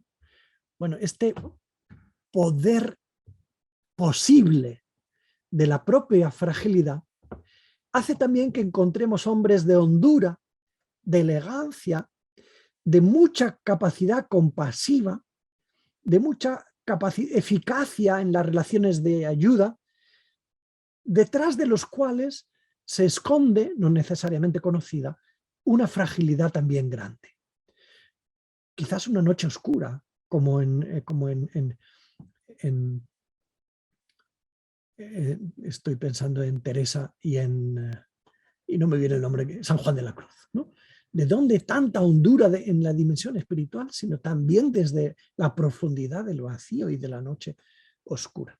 Bueno, de que la herida pueda nacer poder de ayudar, hay evidencia también en el funcionamiento de los grupos de mutua ayuda. Mejor llamados así que no grupos de ayuda, de autoayuda, ¿no? De grupos de ayuda mutua, en los que, lejos de ser, esperemos, un lugar donde se reúnan a ver quién tiene más herida, y como esas reuniones de a ver quién tiene más mierda en el cubo y cuál huele peor, ¿no? Y invitamos al otro a que huela y a que revuelva y dice, no, yo también tengo, ¿no? Y la mía peor, yo también tengo. O esos concursos de a mí me operaron, mira la cicatriz, el otro, a mí más, mira, de arriba abajo, ¿no? Lejos de esta actitud, los grupos de mutua ayuda intentan sacar partido justamente a la condición de fragilidad como potencial de mayor comprensión empática de la fragilidad del prójimo. Bueno, esta sentencia que nos lanza un gran desafío para los terapeutas: médico, cúrate a ti mismo, puesta en labios de Jesús, pero que era en el Evangelio de Lucas, pero que era y también de Mateo, pero que era un ¿cómo se dice? Un dicho, ¿no? Lejos de ser original, es un gran desafío para lanzarnos lo que nos ha lanzado efectivamente el Congreso de Psicoanálisis, que lo que dice es que antes de ayudar a los demás tenemos que trabajarnos nuestras propias heridas, ¿no? También detrás de este refrán, que no me venía la palabra, de este refrán, de este dicho, está esa otra afirmación, ¿no? Que dirá: ¿podrá un ciego curar a otro ciego? ¿No caerán los dos en el mismo hoyo? Esta es una expresión que encontramos también en la sabiduría de los cristianos, puesto que está en el Evangelio de Lucas. Y el contexto es interesante. Jesús dice: ¿cómo puedes decirle, déjame que te saque la mota del ojo, sin fijarte en la viga que llevas en el propio? Hipócrita. Llevémoslo al contexto de las relaciones de ayuda, ¿no? Terapeuta, médico, psicólogo, mira a ver tu ojo, en el espejo, en otro terapeuta, en la mayéutica socrática, en diferentes estrategias, pero será difícil que trabajes con la mota del prójimo si tienes una viga en el tuyo, porque no te va a dejar ver la mota ahí. Y claro, y la pregunta es: ¿podrá un ciego ayudar a otro ciego? ¿No caerán los dos en el mismo hoyo? Y la respuesta yo no la daría muy deprisa, porque mientras que el texto bíblico, por el contexto, está intentando pensar que no, cuídate a ti mismo, cúrate a ti mismo, trátate a ti mismo, mírate tu viga, porque si no vas a ser un ciego que caerá con el cliente al que quieras ayudar. En el fondo hay que decir: un ciego puede ser un buen acompañante si se conoce la ruta, si tiene su ceguera integrada, si se ha hecho de la viga parte de su potencial y la ha reducido, la ha colocado lateralmente, la conserva porque es suya. Pero claro que si venís a este edificio que os he mostrado en las fotografías iniciales y el conserje, que por cierto, el que está hoy está efectivamente en una silla de ruedas, pero si el conserje fuera ciego y le preguntáis cómo puedo ir al primer piso del edificio 2, él os puede acompañar porque conoce el trayecto, porque ha hecho, con ocasión también de su fragilidad, ha despertado recursos particulares, ha podido hacerlo, para acompañar a otros, estén ciegos o no, porque tiene su trabajo realizado. Esto es un gran desafío porque, por ejemplo, uno se podría preguntar: ¿y cuál es la salud psiquiátrica del psiquiatra? Hay algunos mínimos que le excluyan, ¿no? ¿Cuál es el nivel tolerable de burnout del piloto de aviación, ¿no? Del counselor? Bueno, son preguntas difíciles de responder, pero efectivamente, pues termino brevemente, solo voy a leer los títulos. Algunos autores proponen un proceso de crecimiento desde las heridas, ¿no? Primero, tome conciencia de su dolor, de su condición de finitud, de su muerte. El médico que no integra su fragilidad, pues ya se escapará de la pregunta: ¿es grave, doctor? Se escapará y no podrá tolerar trabajar con los que fallecen ni trabajar en cuidados paliativos, ¿no?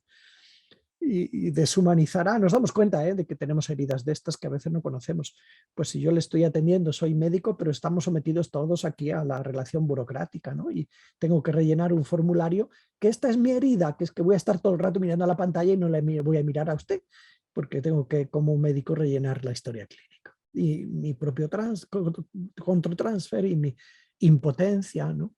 Primero, conozca la conciencia de las heridas, ¿no? Segundo, estoy tirando de la propuesta de este diccionario de pastoral de la salud y bioética, que yo mismo dirigí la traducción y actualización en español, ¿no? Es un libro de 2000 páginas donde está la voz, el sanador herido, ¿no?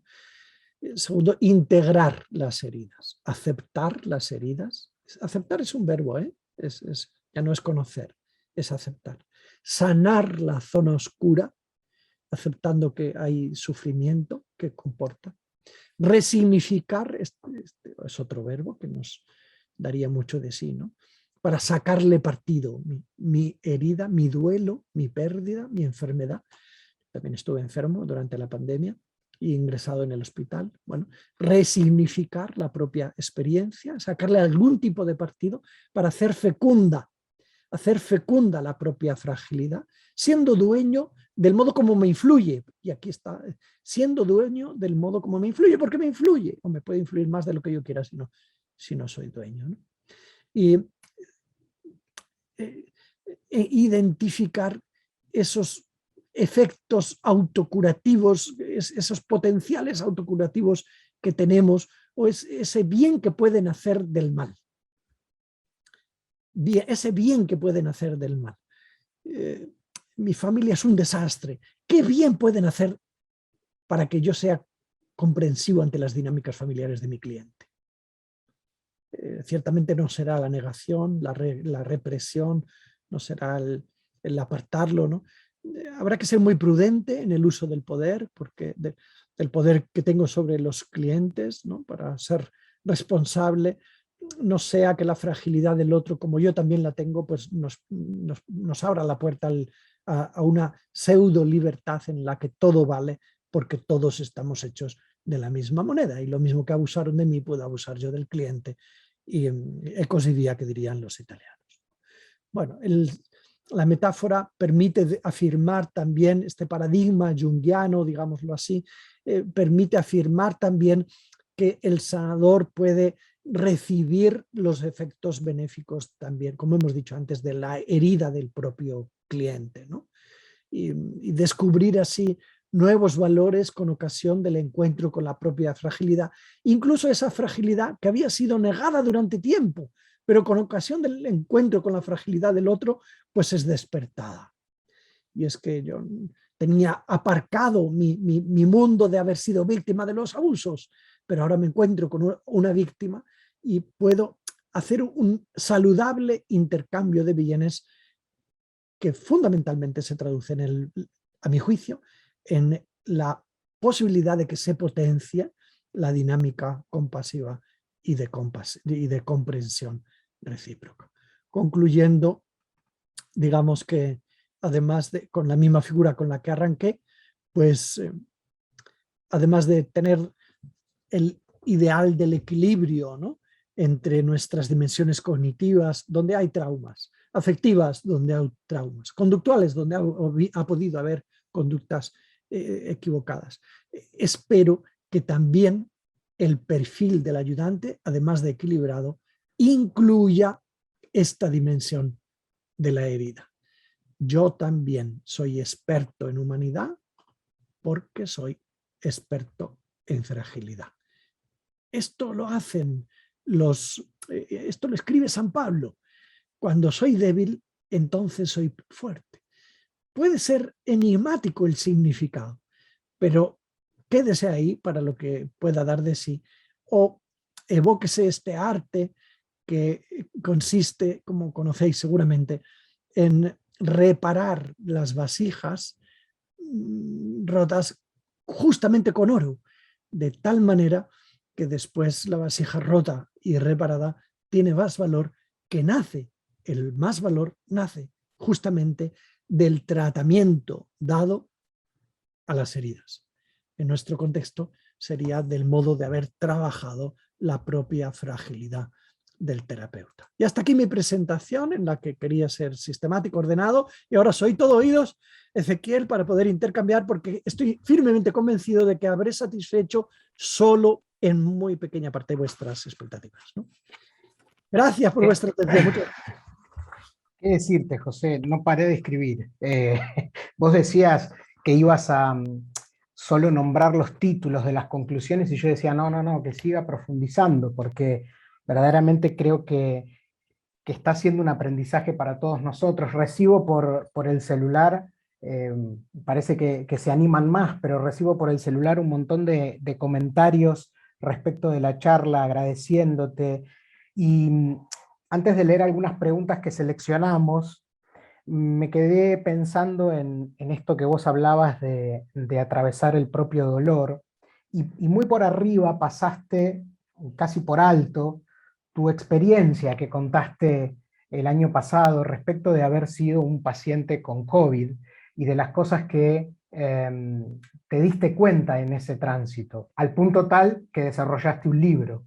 Entonces, dentro de las preguntas, yo quería charlar con vos, o quería proponerte, que se relaciona con una pregunta que hay allí también. Si tuvieras que hablar de etapas de las heridas, ¿no? Si tuvieras que hablar de momentos por los que pasan las heridas, tanto desde lo teórico como desde tu experiencia, ¿qué puedes identificar? ¿Por dónde van rumbeando las heridas?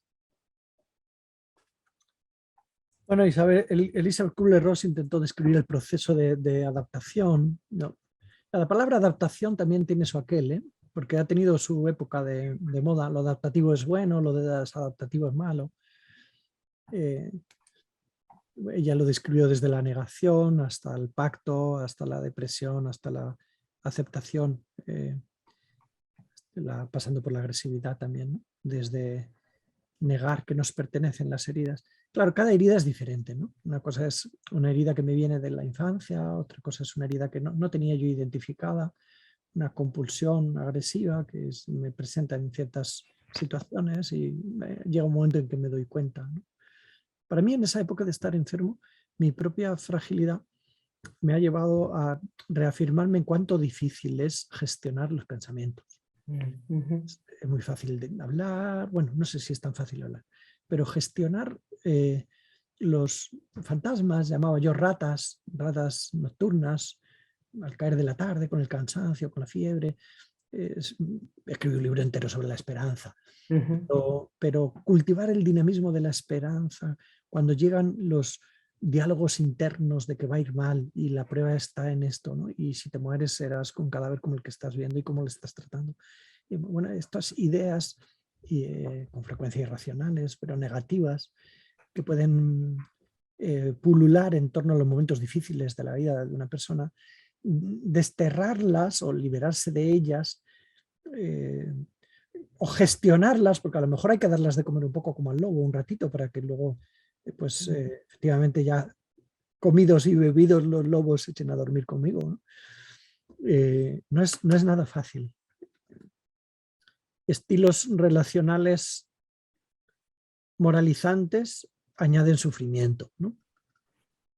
Yo creo que al cliente, al terapeuta, hay que soltarle cuerda para darle permiso de ser frágil y ahorrarse el lenguaje exhortativo de hay que, ¿no? No pienses eso.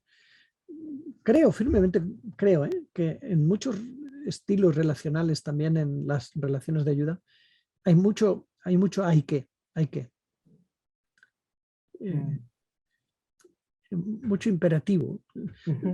Más que creerlo, lo veo en una metodología que utilizamos, que es muy interesante para ayudar a manejar la propia herida de los que se preparan a ser terapeutas, ¿no? En el centro que dirijo, en el máster en counseling que dirijo y en el máster en duelo, tenemos una metodología que consiste en invitar a los alumnos a transcribir un diálogo. Bueno, lo tienen que hacer varias veces a lo largo del año. Diálogos con pacientes, lo tienes que transcribir realmente. Y después lo tienen que analizar. Y al analizar, tienen que analizar la experiencia del cliente, también el tipo de relación, el tipo de respuestas que han dado en su intervención y la experiencia del ayudante. Esto es muy útil para acompañar a identificar y a integrar la propia herida, reconocer cómo influye, ¿no?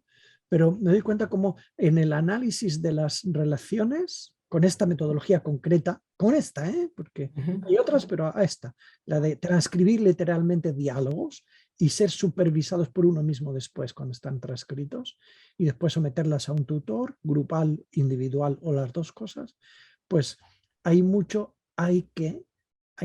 imperativo que significa baja tolerancia a que el otro conviva con sus heridas. Probablemente por la dificultad que tenemos para convivir con las nuestras. Un solo ejemplo, muy concreto.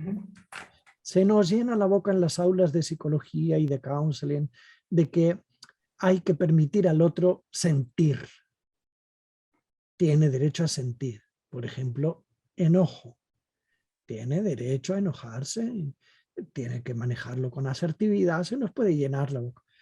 Amigo, cuando llega el cliente con sentimiento de culpa, aparece el predicador de que no hay que sentir culpa. No hay que sentir culpa. El cliente debería decirle, señor terapeuta, pero si tengo derecho a sentir culpa. Incluso, si ya sé que es irracional, pero la siento, déjeme experimentarla. Bueno, esta necesidad de revisar el manejo y el influjo de nuestra propia fragilidad, creo que es un imperativo porque de lo contrario, pues bajo apariencia de ser buenos terapeutas podemos estar proyectando mucho de nuestras sombras sobre las sombras de la ayuda. En fin, he hecho un discursus que poco venía al hilo de tu pregunta, me parece.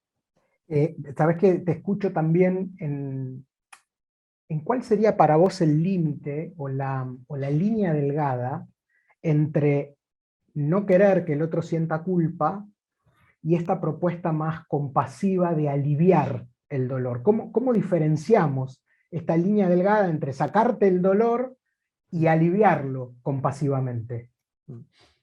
Bueno, yo creo que al dolor hay que darle su espacio también. Y a la culpa también, incluso a la neurótica. A la culpa irracional, porque la culpa irracional, claro que es displacentera.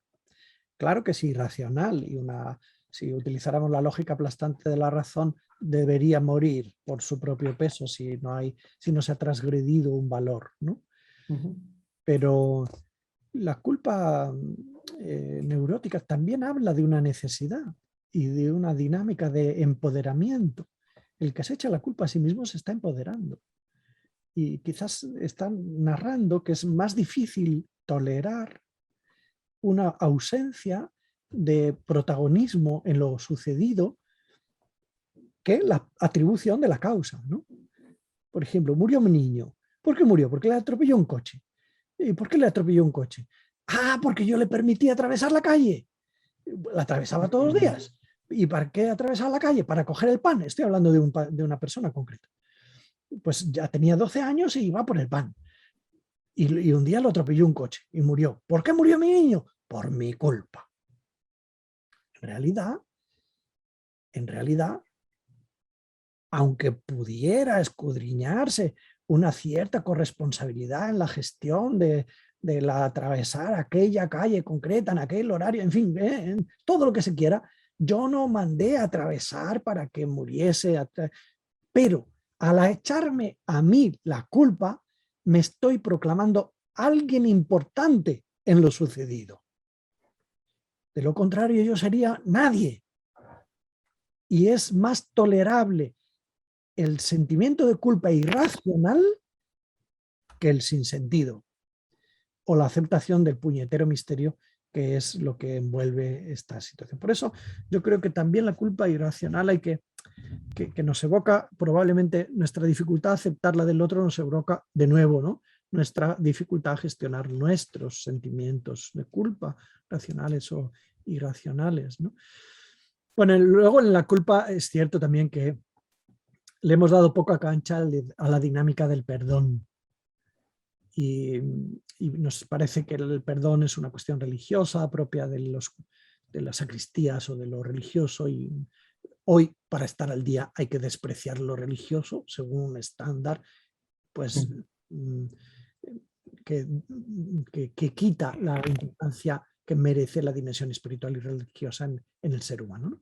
Pero en todo caso, la dinámica del perdón es muy interesante introducirla en las personas que experimentan culpa por el motivo que sea, porque el perdón es una cuestión de salud, no la reconciliación, sino el perdón. Es una cuestión de salud. O se perdona uno a sí mismo,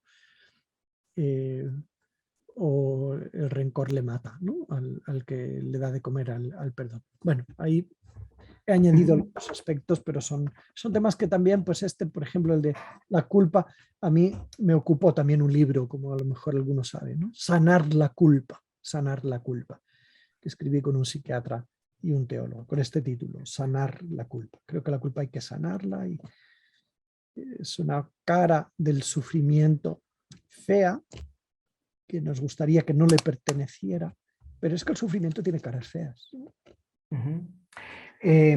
Me gustaría ya en un momento más que no nos queda mucho darle también lugar a Sergio para que se incorpore, pero yo creo que de tus libros, Humanizar la asistencia sanitaria, por ahí para mí, por los lugares donde me muevo, es uno de los que más me ha impactado. Vos hablas mucho de la despersonalización, y te quiero preguntar si considerás, haciendo un neologismo, si observás en los terapeutas y en los counselors y en tu experiencia una especie de autodespersonalización.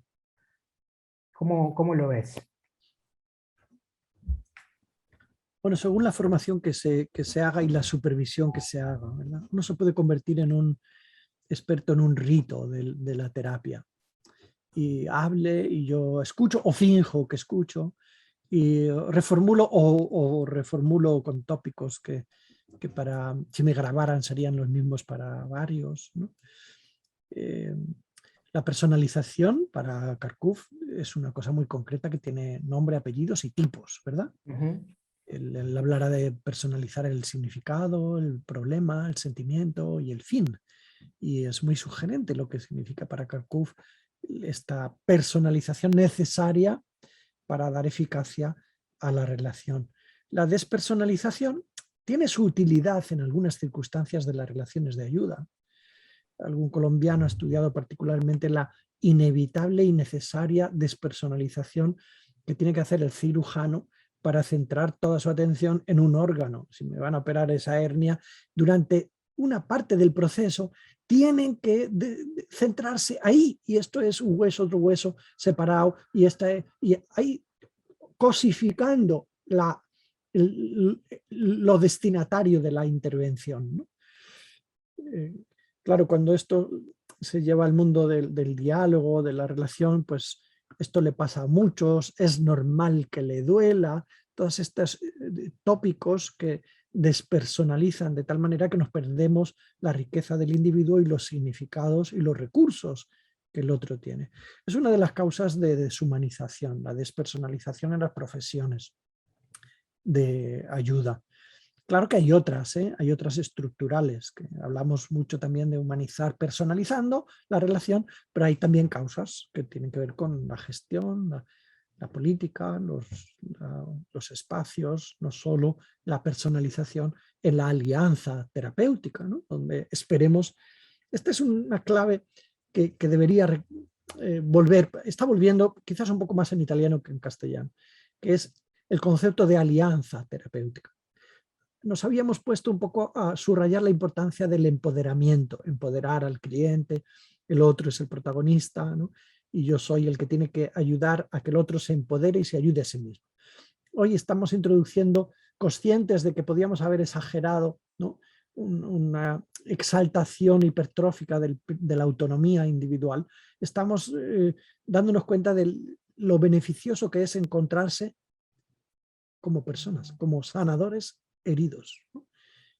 No solo empoderar al otro, sino también integrar mi propia fragilidad y una alianza terapéutica en la que ambos tenemos poder y ambos estamos tocados y heridos. Sergio, ¿estás por ahí?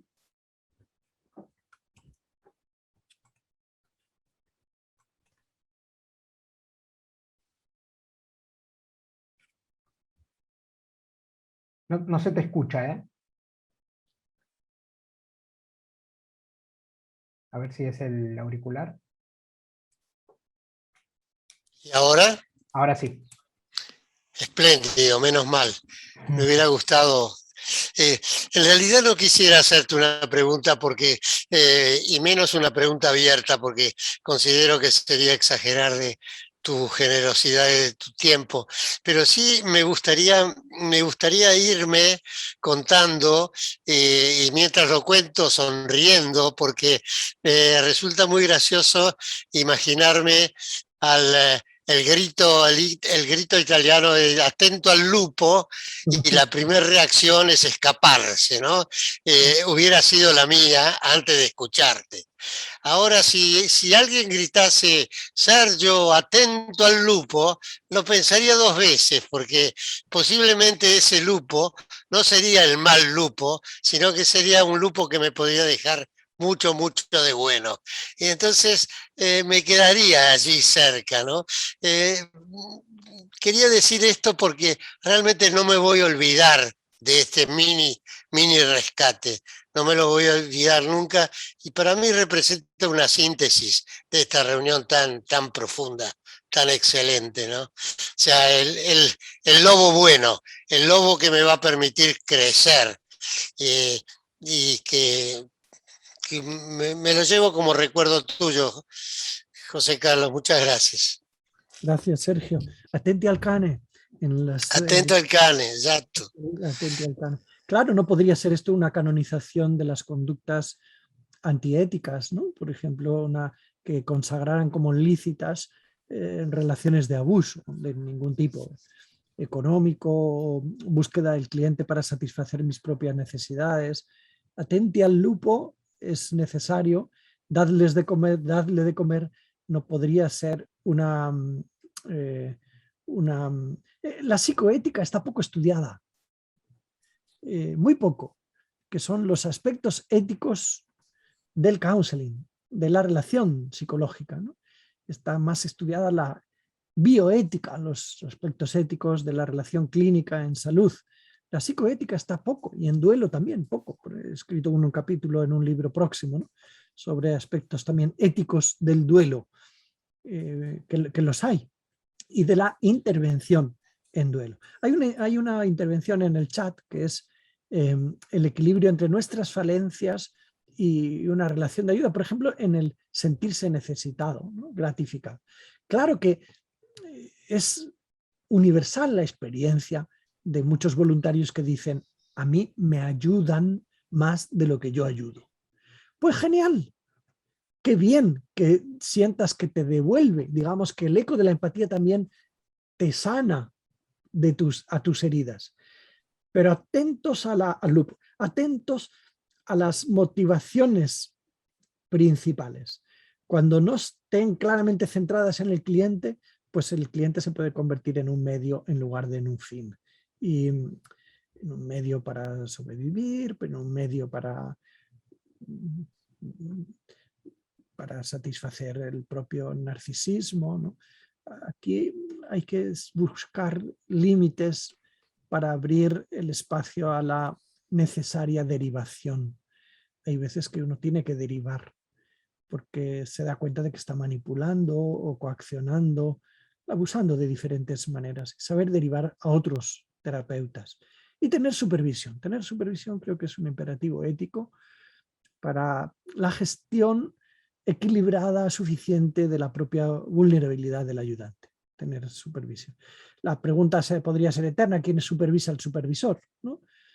Y sí, claro, al jefe de servicio, si el jefe de servicio es supervisor de los demás, ¿quién le supervisa?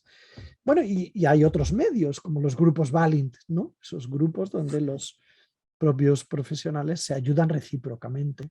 Y en todo caso tendría que haber ahí un circuito de tener a alguien a que consultar. Y antiguamente, y algunos lo siguen haciendo, pues utilizan la dirección espiritual u otras estrategias, digamos, así llamada, ¿no?, como tener un referente para el seguimiento continuado del desarrollo del propio consejero. Creo que nos quedaríamos, no sé, Sergio, nos quedaríamos todo el día escuchando a José Carlos intercambiando, pero básicamente, bueno, agradecerte por la predisposición, por el invitarnos a a reflexionar sobre las propias heridas, ¿no? Ya digo, el eco de la empatía, bueno, hay un montón de preguntas que quedan dando vueltas por ahí, pero me gustaría por ahí apelar a una de las propuestas que trajiste, que fue la propuesta de este teólogo San Pablo, y hay un apartado donde él dice que entonces cuando soy débil, soy fuerte, ¿no? Entonces creo que esa sería un poco la conclusión de lo que nos traes hoy. Cuando nos encontramos con esa herida, cuando la podemos reconocer, entonces podemos llegar a ser fuertes. Así que nada, agradecerte, darte los últimos minutos a vos para poder hacer el cierre, y nuevamente con Sergio estamos muy agradecidos de este encuentro. Gracias. He encontrado entre las intervenciones del chat también una, dice, profesor, al principio nos habló del relato autorreferencial, ¿no? Claro, esta es una pregunta muy concreta y muy interesante. ¿En qué medida es oportuno que el ayudante hable expresamente de su propia fragilidad en el contexto de relación de ayuda, ¿no? Tengo yo que contar, por ejemplo, estoy pensando en un psicólogo que es experto también en intervención en duelo y que tiene en su histórico un intento de suicidio, es un superviviente. ¿Tiene este que decir a sus clientes supervivientes del suicidio que también él intentó suicidarse? Claro, esto es una pregunta cerrada de la casuística que a mí me impide responder en concreto, porque he dicho al cliente y no sé qué cliente ni en qué situación se encuentra. Pero la pregunta más abierta, ¿el terapeuta puede hablar de su propia biografía de herido con el cliente? ¿También yo de esto? Pues para esto hay matices, ¿no? Yo creo que la respuesta es, en principio no es objeto de la relación de ayuda que el terapeuta hable de sí mismo.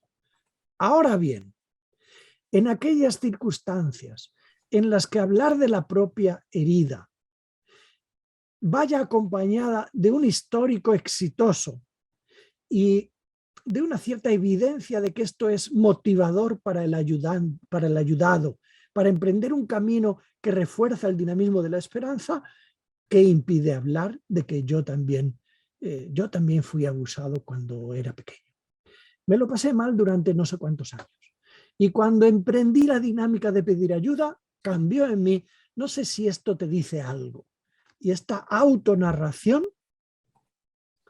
que fijaos que en la segunda parte, al menos lo he intentado, vuelve a entregar el protagonismo al cliente, puede ser no tanto ilustrativa, informativa, cuando remotivadora de las dinámicas que lleven pues, a dejarse ayudar, a emprender camino, a cultivar una mirada optimista de que se puede salir de los hoyos negros, ¿no? Claro, hay que tener en cuenta, por otro lado, que cuando el terapeuta entrega una información al cliente no le vincula a un secreto profesional en relación al terapeuta, ¿no? Mientras que el terapeuta sí que le vincula con todos los límites que esto tiene también, ¿eh?